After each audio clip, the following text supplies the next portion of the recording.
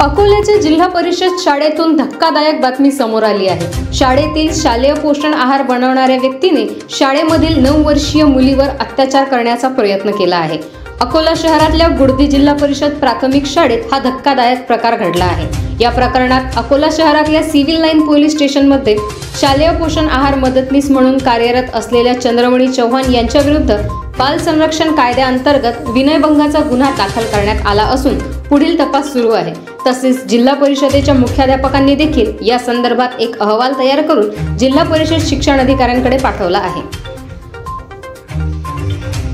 काल 5 जुलै 2024 रोजी शालेय कामकाज सुरू असताना दुपारी 1:30 वाजता एका 4थ्या वर्गातल्या विद्यार्थिनीची आई आमच्याकडे शालेय पोषण आहार शिजवणारे जे मदतनीस आहे त्यांची तक्रार घेऊन आली आणि त्यांनी तोंडी तक्रार केली किंवा यांनी माझ्या मुलीची छेडखानी केली।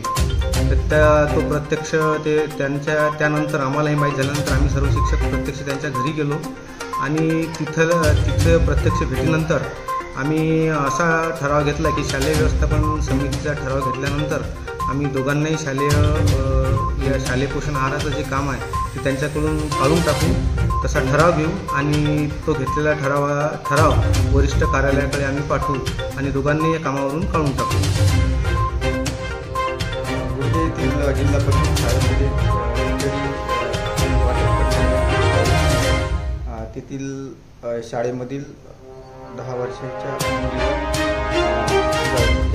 मुलीचा विनयभंग केल्याने मुलीच्या नातेवाईकांनी दिलेल्या फिर्यादीनुसार पोलीस स्टेशन सिव्हिल लाईन येथे क्रमांक 387 कलम 74-75 भारतीय न्याय संहिता कलम 7-8 पोस्को गुन्हा दाखल झालेला आहे। शोध घेणं सुरू आहे।